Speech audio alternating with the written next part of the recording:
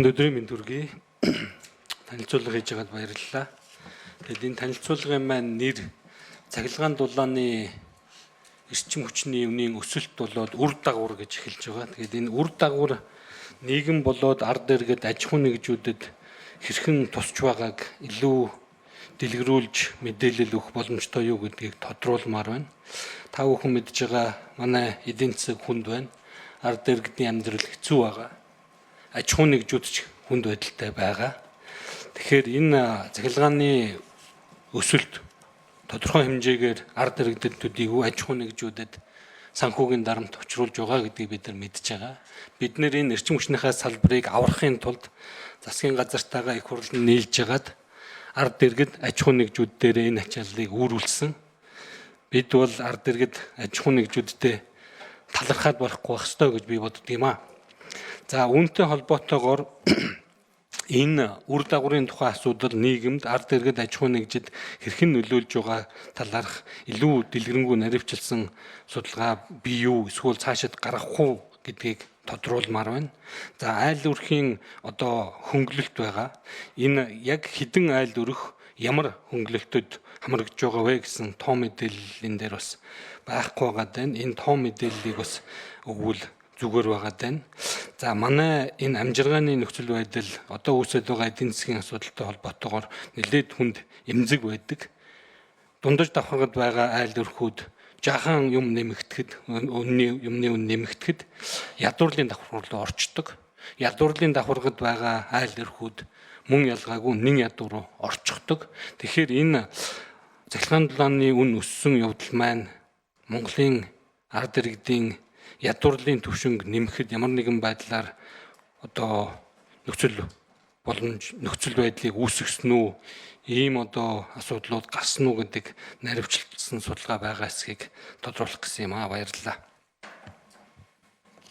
За 5 номерын микрофонд Чолсрон сайд хариулт өгье. За бомжир гишүүний асуултанд хариулъя. Үр дагаврын талаар мэдээж шийдвэр гаргахын өмнө бид нар судалгаа хийж таарна. Цахилгаан эрчим хүчний үнийг нэмэгдүүлээд дулаан таагийн цуг нэмэгдүүлэхэд шүү. Хэрвээ бид нар анх төлөвлөж яснараа. Тооцоо гэхэд Монгол улсад инфляц боддог 2 байгууллага бай. Монгол банк, статистик хэргийн газар. Хоёулантай энэ асуудлаар инфляцийн тооцоолол хийж үзсэн.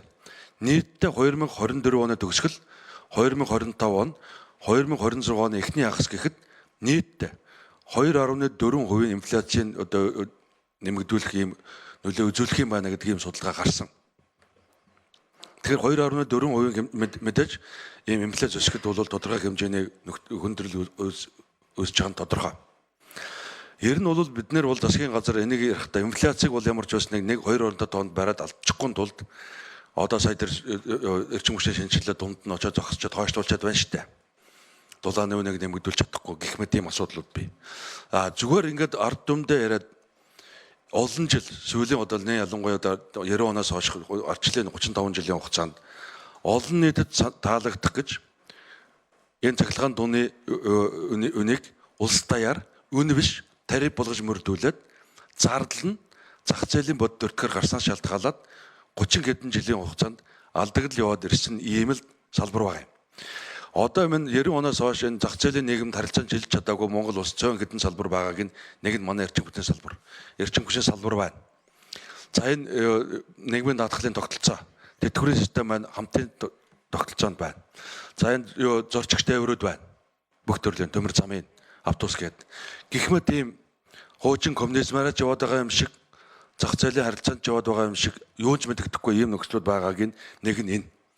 Тийм учраас одоо магадгүй энэ бол цаг тулсам цаашид ингээнээр хэлэх юм бол цахилгаантай байх уу, цахилгаангүй байх уу, тогтоо байх уу, тоггүй байх уу гэдэг ийм харилцаанд тулж байгаа юм.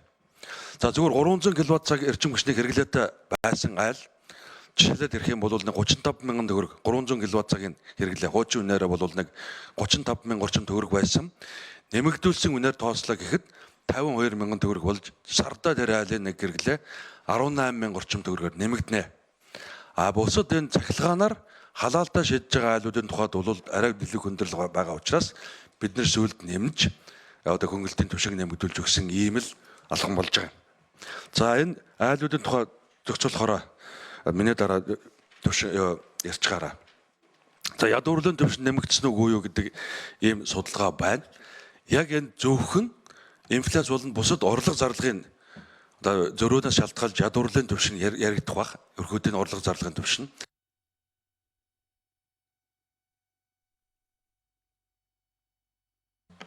За Чөлсрөн сайдад нэмэлт 1 минут өгье. Бомж хэрэгшүүн энэ зөвхөн инфляцаас шалтгаалаад орлого зарлагын төвшин өөрчлөлт ядуурлын төвшин ярих юм бол том сэдв.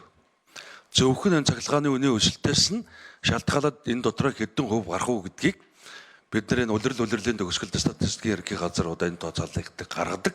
Магадгүй жилийн дараа гэхэд одоо 2025 оны төгсгөл 3-4 дугаар улирал гэхэд ямар хэмжээний ядуурлын төвшин нэмэгдсэн юм болов гэдэг ийм асуудлууд гарна. Гэхдээ нэг зүйлийг тэмдэглэхэд зөвхөн эрчим хүчний үнийн өсөлтөд шалтгаалаад ядуурл нэмэгдлээ гэдэг бол дэндүү өрөөсгөл ойлголт гэдгийг хэлье. Баярлалаа.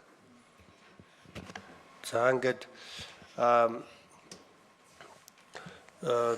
Дорд зовдын инхтгий гишүүн асууна.